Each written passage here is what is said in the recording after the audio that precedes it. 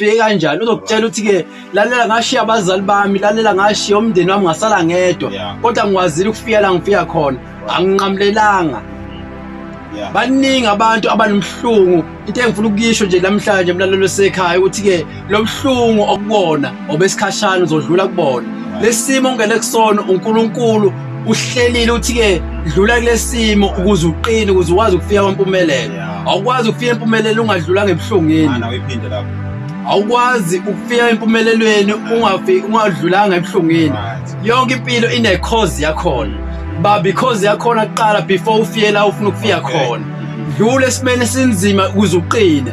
Khumbula ukuthi ke nomuntu uyakwazi eyoshanela engadini khona ngicela ukukhuluma ngalosisi engangihamba naye ngiyofesa njalo ngiyofesa naye. Lo sisi wayefunde kakhulu kodwa wakwazi ukwamukela ukuthi ehambe yongena eyosebenzela umlungu ejardini lakhe. Wamsebenzela ejardini lakhe wazenza isilima phambi kwabantu. Wangena ejardini. Uma engena ejardini wacleana wenza yonke into. One day lapho khona icause yakhe isizophela impilo yakhe ubuhlungu. Wasethi ke umlungu esefikile wathi ke siswami kukhona yini okufundelile. Wasethi usisi ngifundile basi nginazo iziqu nginayo icomputer ngayifundela. Wasethi ke yazi kuvuleka isikhala lapha eRBM. Wasethi ke ngicela uthola umunye uzongena esikhundleni sakho la. Lapho khona ikhoze esiphele ikhoze empilo yakhe ngenxa ukuthi ke akafunanga ukuthi ke ngeqe ubuhlungu la uNkulunkulu angibekele kubona. Wasamukela isimo zenza isilimo emsebenzini noma bengakuthiwa kanjani. Kune cause empilo uNkulunkulu asakufake yona. Baningi abantu abathukwayo emsebenzini kodwa abekezela ungaphumi la ungene khona. Because empilo yakho lo ubuhlungu lo ubuzwayo mlalelo sekhaya obesikhashana nathi sidlulile ebuhlungweni. Uma ngakutshela ngempilo yami ngaze ngidleke isikhathi.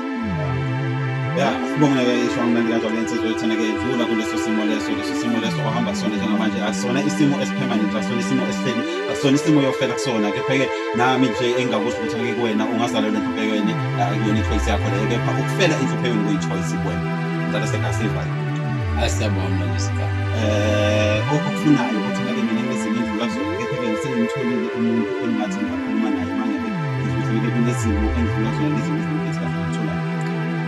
ngiyatholakala ku WhatsApp nama call nansi number ithi 071 571 6792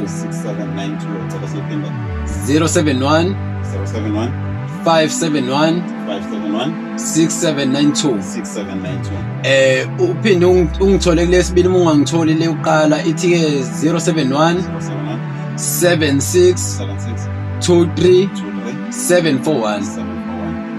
Okay, so mna njalo lapha insizwa umfoka khabazela amadoda uthena ke leso simo sizodlula leso simo bhekene naso sizodlula kusona isimo esipermanent na kanjani sesibhekela lapha ekuthenini naye siyayivala kanti ngizoze simine ngesibheke natsizwa lapha umfoka Msomo lapha eMagongolo ku studio 2 lapha ezobe sekhonza khona ngaphambi ukuthi nake ngiphume mangibonge nje kona wena umlalelo kadulalele nawe nje kade lokho sesinathi uqhubeke ngokuhlala nje inhlelo zethu ezihamba phambili ngibonge lapha umama uMamhlongo Thwala esendaweni yasesondela uthi nje